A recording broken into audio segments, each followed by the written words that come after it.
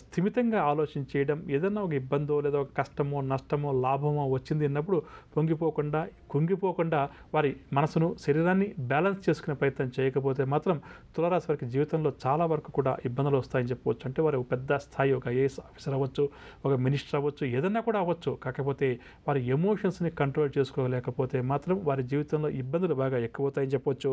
ఇక అదేవిధంగా తులారాశి వారి జీవితంలో విజయాలు సాధించాలంటే మరొక విషయానికి అత్యంత ప్రాధాన్యతనివ్వాలి. అదేంటంటే క్రమశిక్షణతో మెలగడం. క్రమశిక్షణకు పెట్టింది పేరులా తులారాశి వారు ఎవరైతే ఉంటారో, అంటే నిద్ర లేచే దగ్గర నుంచి పడుకునేదాని దాకా ఒక టైం టేబుల్ అంటాం కదా, ఉంటూ ఒక టైం సెన్స్ అంటాం కదా, అది ఉంటూ ఎవరైతే ఉంటారో అటువంటి వారు జీవితంలో ప్రధానంగా అందరూ విజయాలు సాధిస్తారు. తులారాశి వారు మరింత మెరుగైన ఫలితాలు సాధిస్తారని చెప్పవచ్చు. కాబట్టి వారి జీవితాన్ని క్రమశిక్షణ వైపు ఉండేలా చిన్నప్పటి నుంచి కూడా తులారాశి వారి పిల్లలు ఎవరన్నా మన ఇంట్లో ఉంటే మనం వారికి ఆ విధంగా నేర్పించాలి.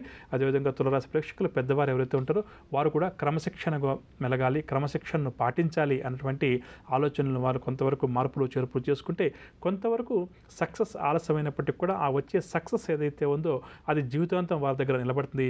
ఎప్పుడైతే క్రమశిక్షణ రాహిత్యంగా చేస్తామో పనులు, క్రమశిక్షణ ఎప్పుడైతే పట్టించుకోమో తాత్కాలిక విజయాలు వచ్చినప్పటికి కూడా ఏదో ఒక రోజు మనందరం కూడా ఇబ్బందిని పాలవుతాం. అందున కూడా మనం తులారాశి వారి గురించి తెలుసుకుంటున్నాం కాబట్టి తులారాశి వారికి ఇబ్బందులు తప్పు అని చెప్పవచ్చు. ఇక సమయ పాలనకు కూడా తులారాశి వారు చాలా వరకు కూడా అధిక ప్రాధాన్యత ఇవ్వడం నేర్చుకోవాలి. అంటే తాము ఏదైనా ఒక వ్యక్తి దగ్గర ఒక అపాయింట్మెంట్ తీసుకున్నాము, లేదా ఆ వ్యక్తికి ఒక మాట ఇచ్చాం పలానా సమయానికి వస్తానని చెప్పేసి ఆ రెండింటిని కూడా వీరు పాటిస్తూ ఉండాలి. అలా తులారాశి వారు ఇప్పటికే మన ప్రేక్షకులు ఎవరన్నా సమయ పాలన పాటించేవారు అనుకోండి, జీవితంలో ఖచ్చితంగా కూడా వారు ఉన్నత స్థాయికి ఎదుగుతారని చెప్పొచ్చు.